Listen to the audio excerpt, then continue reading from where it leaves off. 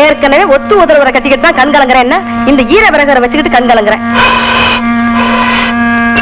பெரிய நாதஸ்வர சக்கரவர்த்தி சாதகம் பண்றாரு. ஒத்து உதறதுக்கு என்ன சாதகம் வேண்டியிருக்கு? இந்த வார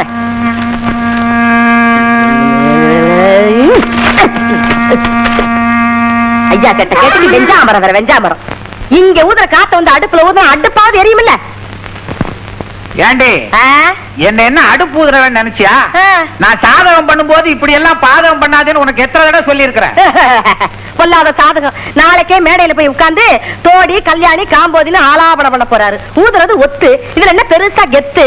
ஏண்டி நான் தெரியாம கேக்குறேன், இதுல வர்றது வெறும் காத்துன்னு நினைச்சிட்டு இருக்கிறியா? பின்ன என்ன தெண்டல் காத்த? அரைஞ்சு பல்ல உடைச்சிருவேன். கைய கைய ஓங்குனீங்க மரியாதை கெட்டு போகும், ஜாக்கிரதை. ஏதோ ராஜரத்னங்கிற பேரை கேட்ட உடனே பெரிய நாதஸ்வர வித்வானாக்கும் நினைச்சு நம்பி கழுத்த நீட்டினேன். அப்புறமா தெரிஞ்சது வெத்தா உதர ஒத்துன்னு. இந்த ஒத்து உதரவரை கட்டிக்கிட்டதுக்கு ஒரு பலூன் உதரவரை கட்டிக்கிட்டு இருந்திருக்கலாம். நீ மாத்திரம் என்னடி? எனக்கு என்ன, நான் பொண்ணு பார்க்க வரும்போது கொல்ல பக்கம் தையா தக்கான்னு குதிச்சுக்கிட்டு இருந்த இடுப்புக்கு மேலதான் எனக்கு தெரிஞ்சது. ஏதோ நீ பெரிய பரதநாட்டிய வித்தை நினைச்சு ஆசைப்பட்டு உன்னை நான் கல்யாணம் பண்ணிக்கிட்டேன். அப்புறம் தான் தெரிஞ்சது நீ சாணி மிதிச்சுக்கிட்டு இருந்தேன்னு. சாணி மிதிக்கிற பரம்பரையில பிறந்துட்டு சவுடால அடிக்கிற நீ. ஆமா, நாங்க சாணி மிதிக்கிற பரம்பரை தான். சாணி மிதிக்கிற பரம்பரையில இருந்துதான் 40 பவுன் நகையும் 4 ஏக்கர் நிலமும் கொண்டு வந்தேன். அதை வச்சு தின்னுக்கிட்டு திமிரு என்ன பண்ணிருக்கு? திமிரு. எங்க பரம்பரையை நீங்க கேவலமா பேசினதுக்கு எங்க அப்பா கிட்ட சொல்லி. யார் அந்த பெரிய சாணி கிட்டயா? ஆமா, அதே சாணியை சட்டியில வச்சு உங்க தலையில நான் சமக்க வைக்கல. நான் சாணி வியாபாரி சடையாண்டி மக இல்ல. நாத்தம் முடிச்ச குடும்பம். நாத்தகத்தில் பேசுறீங்க, நாரி போகு நாரி. வாடா. இதோ வர, எனக்கு என்ன பயம்? உங்களை யார் கூப்பிட்டா? இங்கே கடங்க. ஞானம் எந்திர. இன்னமே ஒரு நிமிஷம் நான் இந்த வீட்டுல இருக்க போறதில்ல. எந்திரி. இது பாருங்க, இது வரைக்கும் நீங்க ஒத்துதானே ஊதிக்கிட்டு இருந்தீங்க. நாளையில இந்த சோத்துக்கு தண்ணிக்கும் ஜெயின் செக்கு தாளமே போட போறீங்க. நான் ஏண்டி தாளம் போட போறேன்? என் பால்ய சிநேகிதர் இருக்கானே மிருதங்க சக்கரவர்த்தி, மூஞ்சிய சுளிக்காம 3 வேளையும் போடுவாண்டி தண்ணியும் சோறும். யா ஒத்து, நீ நாரி நரம்பலஞ்சு நாய் படாத பாடுபட்டு ரஞ்சிதா ரஞ்சிதான் கெஞ்சிக்கிட்டு என்ன தேடி நீ நாகர்கோயிலுக்கு வரல. நான் சாணி வியாபாரி சடையாண்டி மக இல்ல. அடியே சாணி, நீ சிரிப்பா சிரிச்சு இந்த ஒத்த தேடி வரல. நான் ராஜரத்னம் இல்ல. பேர்ல எல்லாம் அவனுக்கு குறைச்சல் இல்ல. ராஜரத்னம் நாதஸ்வர சக்கரவர்த்தி ஒத்து. இந்த ஆளு எப்ப பார்த்தாலும் என்ன சாணி பரம்பரை சாணி பரம்பரைன்னு சொல்றாரு. நான் சாணி பரம்பரை தெரிஞ்சானே இந்த ஆளு என்ன கட்டிக்கிட்டாரு.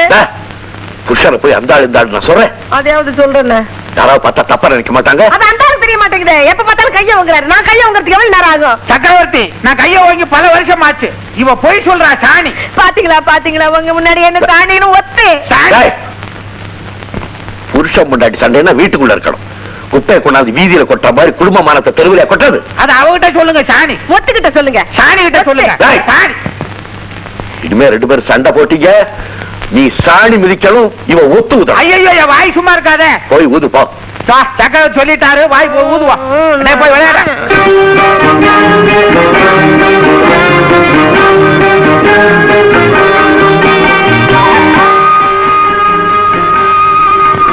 சரியான எப்படி கஷ்டமா இருந்ததா?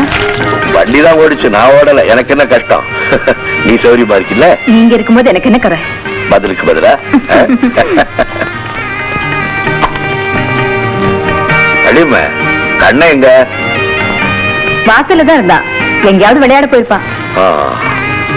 வேலு, வாத்தியத்தை வச்சுட்டு அது கூட பையன் கொண்டா.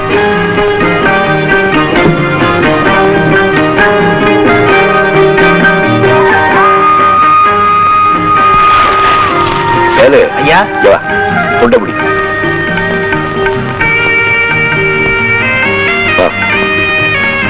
சாப்பிடு. எனக்கு இருக்கியா? நல்ல பொருளா இருக்கு. சின்ன கொடுங்க. நீ எனக்கு ஒரு மகமா இருக்காண்டா. சாப்பிடு.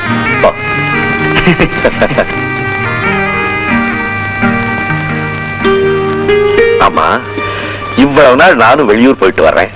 என்னைக்காவது ஒரு நாள் எனக்கு என்ன வாங்கிட்டு வந்திருக்கிய நீ என்ன கேட்டிருக்கியா? நானும் இத்தனை வருஷமா உங்களுக்கு சமைச்சு போடுறேன். ஒரு நாளாவது இன்னது சமைச்சு போடுன்னு நீங்க எங்கிட்ட கேட்டிருக்கீங்களா? உனக்கு தான் ருசி தெரியுமே. உங்களுக்கு தான் என் மனசு புரியுமே. வெளியூர் போயிட்டு வர புருஷன் சௌக்கியமா வந்திருக்காரான்னு பாக்குறவோ சம்சாரி, பொருளை கொண்டு வந்திருக்காரான்னு கேக்குறவோ வியாபாரி.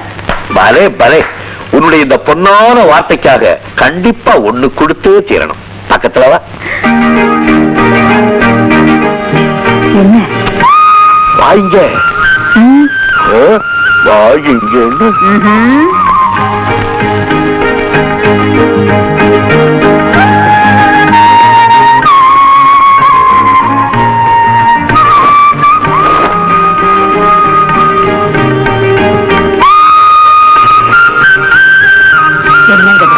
உங்களுக்கு போத்தன பொன்னாடியே உனக்கு எனக்கு தனியா பிரிக்காத வேண்டியமே, நமக்கு போத்துறதுன்னு சொல்லு. நீ இல்லைன்னா வாழ்க்கையில எனக்கு இவ்வளவு பேரு புகழ் கிடைச்சிருக்குமா? ஒருத்தனுக்கு அழகான மனைவி வாட்சி பிரயோஜனம் இல்லை.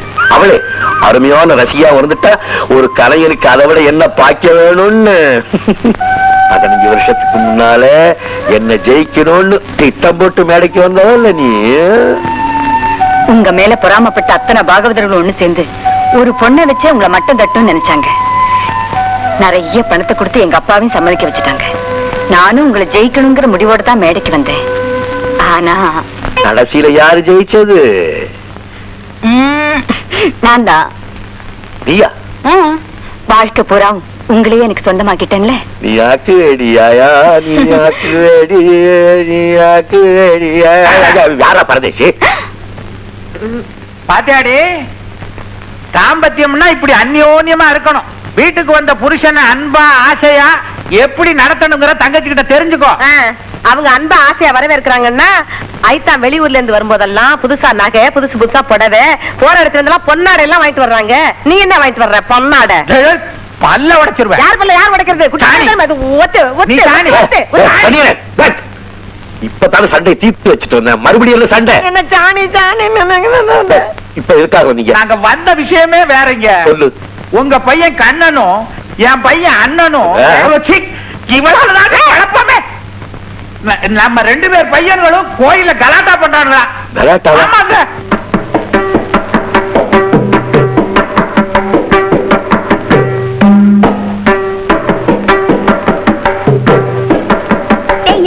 காய் பழுக்குதா? இன்னும் பழுக்கலடா கண்ணா.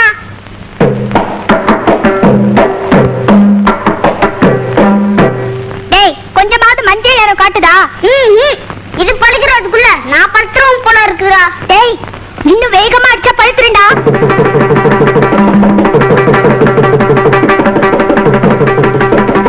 பாத்தீங்களா? அண்ணா, என்னடா அது? அப்பா, நான் மிருதங்க வாசிச்சு காய கனிய வைக்க போறேன்பா.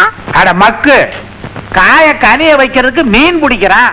டேய், காய கனிய வைக்கிறதுன்னா கொடாப்புல போட்டு புகைய வச்சு ஊதணும். இந்த ஊதர புத்தி உங்களை விட்டு போகாது. ஆனா அவங்க அப்பா மாதிரி மிருதங்க வாசிச்சே காய கனிய வைக்க பாக்குறான். ஆமாங்க, நீ உங்க அப்பா மாதிரி பெரிய மிருதங்க சக்கரவர்த்தி ஆகணும்னு சொன்னேன். அப்ப இருந்தே வாசிக்க ஆரம்பிச்சிட்டான். அப்பா மாதிரி நீ வாசிக்கணுமா? இந்த மாதிரி கண்டபடியில அடிக்க கூடாது. நாளையில இருந்து உனக்கு முறைப்படி சொல்லி கொடுக்கிறேன். த தி தும் நம், த தி தும் நம்.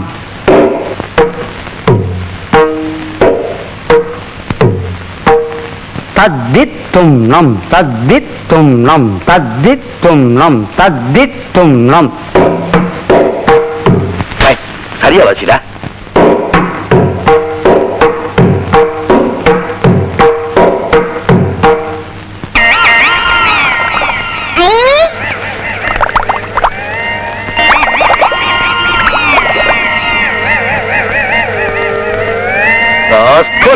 வேடிக்கை பாக்குறேன்.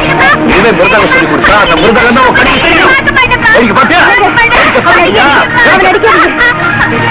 தெரியும். மிருதங்க சொல்லி கொடுத்துட்டு இந்த ராஸ்கோல் வேடிக்கை பாக்குறான். கொஞ்சம் இருங்க கண்ணா. உனக்கு அப்பா மாதிரி ஆகணும்னு ஆசை இருக்குல்ல? இருக்குமா? வித்தை சொல்லி கொடுக்கும் போது கவனம் வேற எங்கேயுமே இருக்க கூடாது. சரிம்மா. செய்யற தொழில குறியா இருக்கணும். அப்பதான் நீ வாழ்க்கையில முன்னேற முடியும்னு சொல்றேன். இப்ப உனக்கு என்ன தெரியுது? மிருதங்க மட்டும்தான்ப்பா தெரியுது. அழப்படுவா.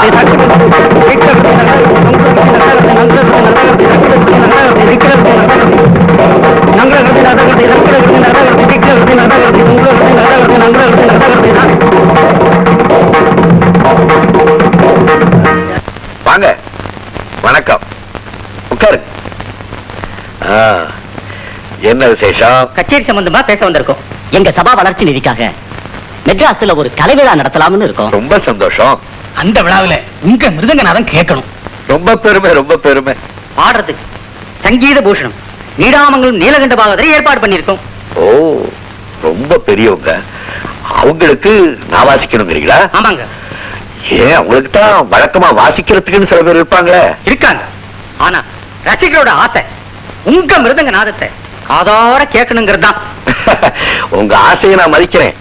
ஆனா அதே நேரத்துல பாடுறவங்களுடைய விருப்பம் என்னங்கறத நீங்க புரிஞ்சுக்கணும்.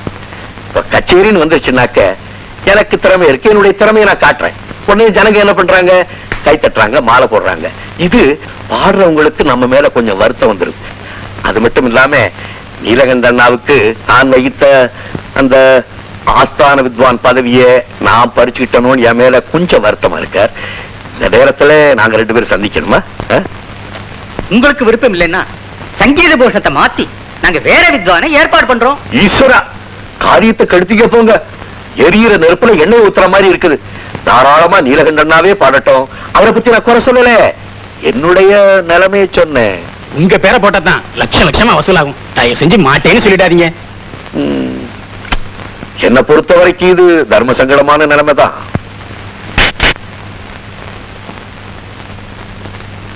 சரி சரி, மேலிடத்து உத்தரவு உண்டாச்சு. சரி.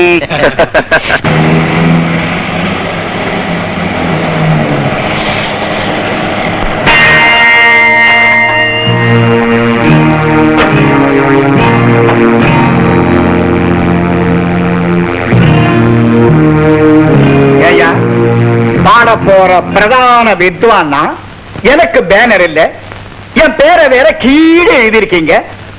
போயும் சாதாரண மிருதங்கக்காரனுக்கு இவ்வளவு பெரிய விளம்பரமா?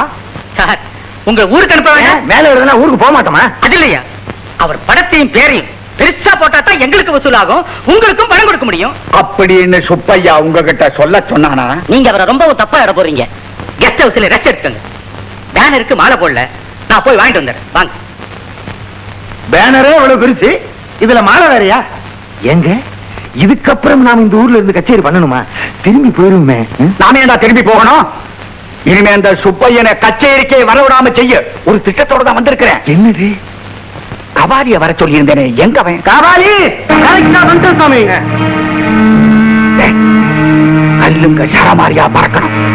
அவனுடைய 10 விரலும் பஞ்சா நசுங்கணும். காவலிய குருசாமி, கட்சி நான் முச்சுறேன். பெரியோர்களே, இந்த சபாக்காரவங்க கச்சேரிக்கு கூப்பிட வரும்போதே நான் சொன்னேன் இப்படி நடக்கும்னு. அண்ணா ரொம்ப கேவலமா பேசுறார். நான் வாசிச்சா ஒரு பாட மாட்டார். அதனால அவர் இஷ்டப்படி யாரையாவது வாசிக்க சொல்லுங்க.